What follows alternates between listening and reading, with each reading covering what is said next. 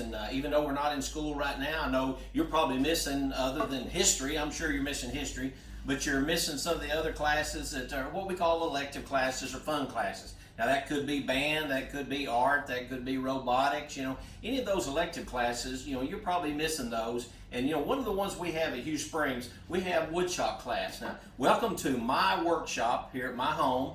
And in my workshop, I have some of the same tools that you normally would use in our woodshop. Over here on my side here, I have a drill press. You guys know how to use a drill press. A lathe is over there. I have right here a chop saw right here that you guys normally use. You know how to use a chop saw. Well, come on in. I want to show you something else about our woodshop here.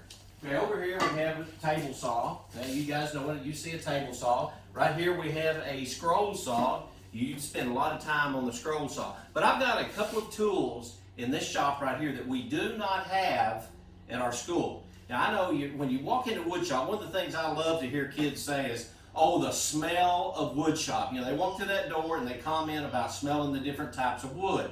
And wood has a very good smell to it. And you guys enjoy that and you love that type of smell. Well, I want to look at something right here in this woodshop. And it's some boards that we have. Now you see this board that I have right here. This is the type that you normally use. It's nice and smooth and just really easy to work with.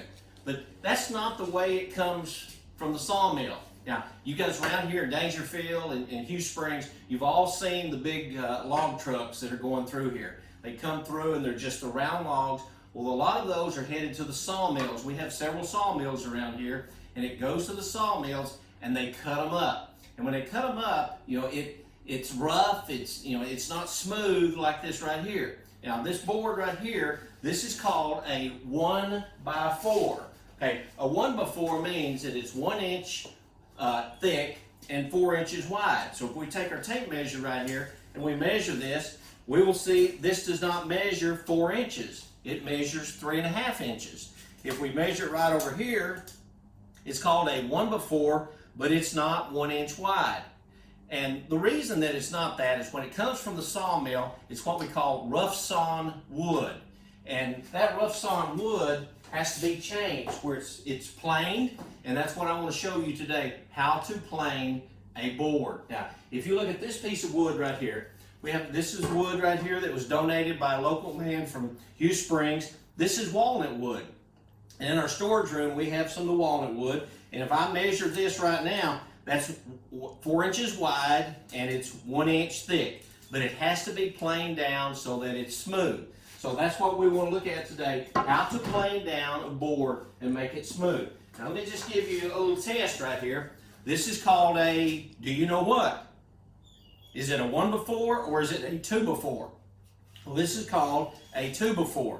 It's 3.5 inches wide, but it's called a 2x4 and it's only 1.5 inches this way because it has to be planed down to take it from the rough wood down to the smooth wood. Now the machine that will do that is called a planer. Now I have right here a planer in my shop. The brand of this is called DeWalt. DeWalt is a good planer, it's a good brand. And on this one right here, it will cut 13 inches across here. So I'll take a board that's 13 inches wide and it will go across there. Now I can lower and raise this so that it will actually take a board that's 6 inches and I could feed it in here and plane this down. So this planer right here takes a lot of different sizes of boards and it turns it down into whatever that you want to do. Now on this planer right here, if you'll come in here and just look at some of the features that this planer has. Now this planer here, it probably costs, I got it at Woodcraft, it costs about $900 for the planer and the stand. Now it has an on and off switch right here. Right over here it has 2 speeds. 1 speed, 2 speed. If I want to feed the wood through there faster, I'm going to go with the 2 speed. If I want to feed it in slower, I'll go with the 1 speed. Okay, over here on this side, it has a crank.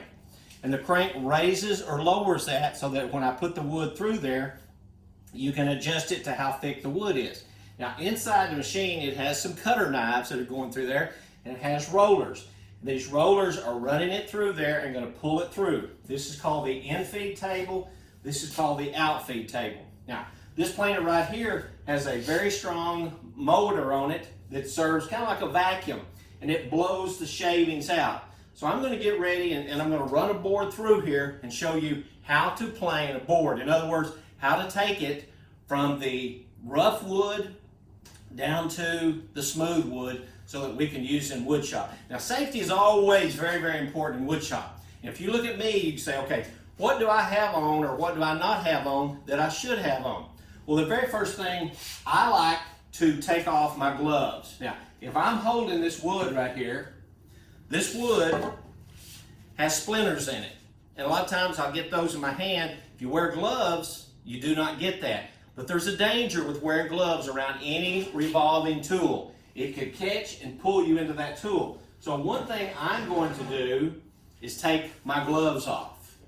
That way I do not get pulled into it. Another thing is I like to take my shirt, and normally I use a short sleeve shirt, because if you have a long sleeve shirt that's baggy and if you got up here and got caught into that, it could pull you into the machine, and that would not be a good thing. So I use normally a short sleeve shirt, or if you use a long sleeve shirt, make sure that it's tight down here or roll it up.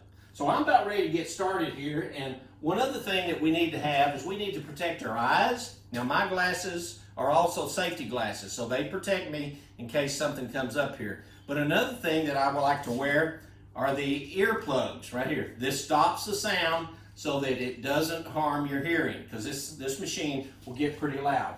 But before I feed it through there, let me show you one thing about the wood. Right? It matters which way you feed the wood in. So if I take this wood and I run my fingers down this way, I don't feel any of the splinters. But if I turn it upside down this way and I run it, I feel those. So I want to run it through my machine to make it cut smoother so that the fibers are going this way. So I will feed it into the machine right through here. Now remember what I said, this machine will take a 13-inch board. This is a 4-inch board. Now I'm going to plane this board, and right over here is another board that I have. Now I want you to look at this board. This board right here, if you measure it, it's 8 inches wide. So it would be called a 1x8. If I measure it right here, you would see that it's actually a little bit more than an inch. But I'm going to plane this board down to also to the 3/4 inch thickness, because that's what a normal board will be. So before I do this, I've got to open it up. And I get a little bit of sunlight here, and I'm going to put this on. Now you're going to hear some noise. And right now, you know, I want to protect my hearing, I want to protect my eyes, I want to protect my arms, I want to protect myself. When I feed wood into this, if it goes in and it got in a bind, it could throw the wood back that way. And that wouldn't be good if I was standing right behind it. So when I feed it in, I'm going to stand it to the side. This is the in-feed side, and it's going to come out through the out-feed side. So to start off, I'm going to turn it on.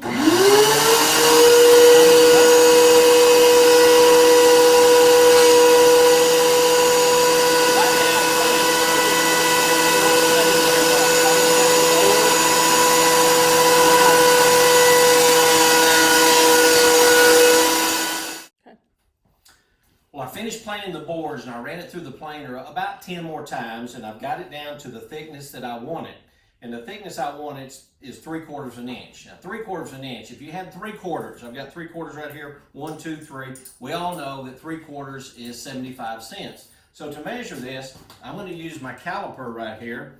And when I measure it through here, you know, I measure it right across here, and it shows that it is 0.74. Now 0.74 is very, very close to 75. So I know I've planed it down to 3/4 inch. Now after I got through, I cleaned it up, and I've got all these shavings right here. I picked up about 2 5-gallon buckets of the shavings right here. I'll use those in my fire pit to get started. Now, I don't know if you remember that 1x8 that I had right here, but you can see how beautiful that walnut wood is. And there are lots of projects that we make out of walnut wood. And one of the things we make out of it, you know, we make shelves, but one thing we'll make will be pens. Now, I've got a pen right here, and this pen right here was made in Woodshop, made on our lathe right here, and right in the middle it's got a band 2020. These are very nice pens here, made out of the walnut wood that you have right here, and I like to give this pen away to somebody.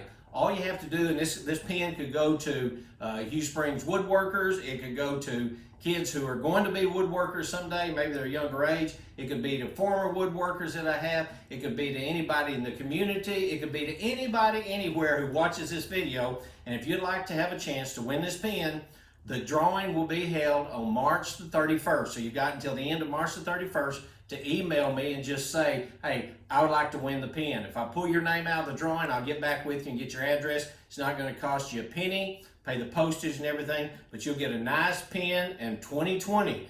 What a year to remember, 2020. Well, I hope you've enjoyed Woodshop right here and learning on how to plane a board, and we'll see you later.